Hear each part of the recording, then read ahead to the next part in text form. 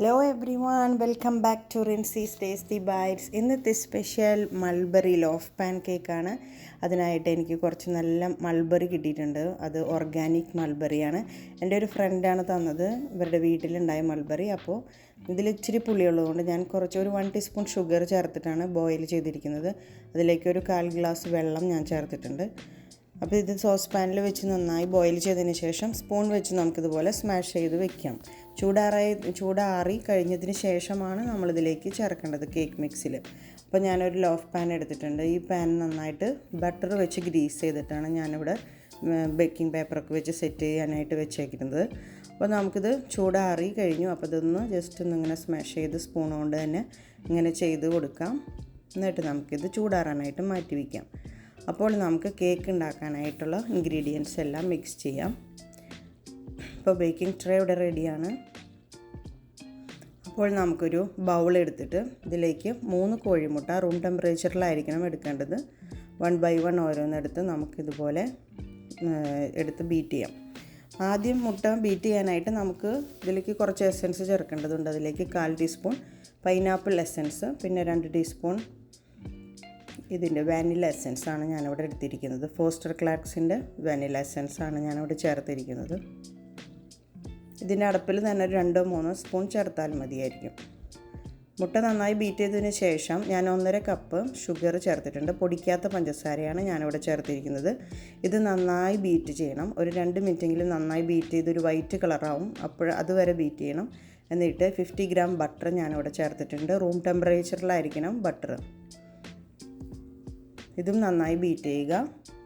അതുപോലെ ഈ വെറ്റ് ഇൻഗ്രീഡിയൻസാണ് ആദ്യം നമ്മൾ മിക്സ് ചെയ്തെടുക്കുന്നത്. ഈ ബോയിൽ ചെയ്ത് വെച്ച മൾബറിയുടെ മിക്സ് ഉണ്ടല്ലോ, ഞാനിതിലേക്ക് ഈ ഒരു 1 കപ്പ് ചേർത്തിട്ടുണ്ട്.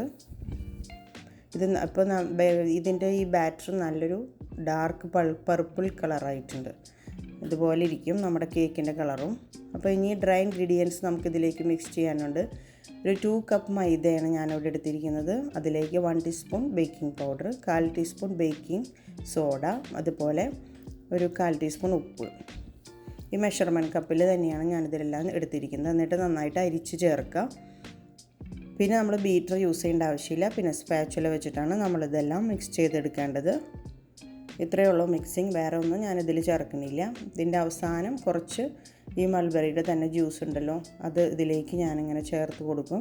വെള്ളമോ പാലോ വേറെ ഒന്നും ഇതിലേക്ക് മിക്സ് ചെയ്തിട്ടില്ല. അത്യാവശ്യം ഇതിൽ വെള്ളമുണ്ട്. പിന്നെ ഈ സമയം കൊണ്ട് നമുക്ക് പ്രീ ഹീറ്റ് ചെയ്യണം. 180 ഡിഗ്രിയിൽ ഈ ഓവൻ നമ്മൾ പ്രീ ഹീറ്റ് ചെയ്യാം. 10 മിനിറ്റ്സ് പ്രീ ഹീറ്റ് ചെയ്തുകൊണ്ട് ലോഫ് പാനിലേക്ക് ഈ ബാറ്റർ മാറ്റിയതിന് ശേഷം ഇതുപോലെ ഒന്ന് ടാപ്പ് ചെയ്ത് കൊടുക്കുക. എയർ ബബിൾസൊക്കെ പോകാനായിട്ടാണ്. അപ്പോൾ പ്രീ ഹീറ്റായി ഓൾറെഡി. ഈ ഓവനിലേക്ക് നമ്മൾ ഈ കേക്കിൻ്റെ ബാറ്റർ ഇങ്ങനെ വെച്ച് കൊടുക്കുക. പിന്നെ നമ്മളൊരു 35 മിനിറ്റ്സ് എടുക്കും ഇത് കുക്കായി കിട്ടാനായിട്ട്.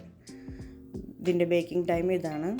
അപ്പോൾ ഇത് എല്ലാം ബേക്ക് ചെയ്ത് കഴിഞ്ഞു. നമുക്കിത് ശരിയാണോ എന്ന് നോക്കണ്ടേ. അപ്പോൾ നമുക്ക് ഒരു സ്ക്വയർ വെച്ചിട്ട് നമുക്ക് സെൻറ്ററിൽ വെച്ച് ഒന്ന് കുത്തി നോക്കാം. അപ്പോൾ ഇത് ക്ലീൻ ആയിട്ടുണ്ട്, ഇതിലൊന്നും ഒട്ടി പിടിച്ചിട്ടില്ല. അപ്പോൾ അതിൻ്റെ അർത്ഥം ഇത് കുക്കായി എന്നാണ്. അപ്പോൾ നമുക്കിത് പുറത്തേക്ക് എടുക്കാം. എന്നിട്ട് നമുക്കിതൊന്ന് ഫ്ലിപ്പ് ചെയ്തെടുക്കാം. ചൂടാറിയതിന് ശേഷം ഫ്ലിപ്പ് ചെയ്തെടുക്കുമ്പോൾ ഇത് നമുക്ക് നോക്കാം. അപ്പോൾ ഇതിൻ്റെ ഈ ബേക്കിംഗ് പേപ്പറൊക്കെ നമുക്കിതുപോലെ എടുത്ത് മാറ്റിയതിന് ശേഷം ചൂടാറിയതിന് ശേഷം മാത്രമേ നമുക്കിതുപോലെ റോയൽ ഐസിങ് ചെയ്യാനായിട്ട്. അപ്പോൾ ഞാനിതിൽ വിപ്പിംഗ് ക്രീമൊന്നും ചേർത്തിട്ടില്ല. ഐസിങ് ഷുഗർ എടുക്കാം, ഒരു 2 ടീസ്പൂൺ. അത് ഞാൻ ഷുഗറും കോൺഫ്ലോറും ചേർത്തിട്ടാണ് പൊടിച്ചെടുത്തിട്ടാണ് ഐസിങ് ഷുഗർ ഉണ്ടാക്കിയിരിക്കുന്നത്. അതിലേക്കൊരു ചെറിയ രീതിയിലൊരു ലെമൺ ജ്യൂസും കുറച്ച് ചേർത്തിട്ടുണ്ട്. എന്നിട്ട് ഇതുപോലെ ഒന്ന് സ്പ്രെഡ് ചെയ്ത് കൊടുക്കുക സ്പൂൺ വെച്ച് തന്നെ. വേറെ ബേക്കിങ്ങിൻ്റെ ഐറ്റംസ് ഒന്നും ഞാൻ അതിൽ യൂസ് ചെയ്തിട്ടില്ല. ജസ്റ്റ് സിമ്പിളായിട്ട് വീട്ടിൽ തന്നെ നമുക്ക് ഉണ്ടാക്കാനായിട്ട് ഉള്ള കേക്കാണ്. അപ്പോൾ അതുകൊണ്ട് ക്രീമോ ബട്ടർ ക്രീമോ ഒന്നും ഞാൻ ചേർത്തിട്ടില്ല. അതുപോലെ സ്ലൈസ് ചെയ്ത് നമ്മളിതുപോലെ കട്ട് ചെയ്യുക. തണുപ്പിച്ച് കഴിക്കുകയാണെങ്കിൽ നല്ല ടേസ്റ്റാണിത്. അപ്പോൾ വേറെ ഒരു ക്രീമോ ബട്ടറോ ഒന്നും ഞാൻ വേറെ എക്സ്ട്രാ ചേർത്തിട്ടില്ല. എന്നിട്ട് നമുക്കിതുപോലെ സ്ലൈസ് ചെയ്തെടുക്കാം. നല്ല സോഫ്റ്റ് ആയിട്ടുണ്ട് ഈ കേക്ക്. ഞാനിപ്പോൾ കാണിച്ചു തരാം അതിൻ്റെ കേക്കിൻ്റെ ടെക്സ്ചർ. കണ്ടില്ലേ, നല്ല ഉള്ളിൽ നല്ല മൾബറിയുടെ ഇൻഗ്രീഡിയൻസൊക്കെ വന്നിട്ട് നല്ല കളറായിട്ടുണ്ട്. അപ്പോൾ എല്ലാവരും ഒന്ന് ട്രൈ ചെയ്യുക. ഇഷ്ടപ്പെട്ടെങ്കിൽ ലൈക്ക് ചെയ്യുക.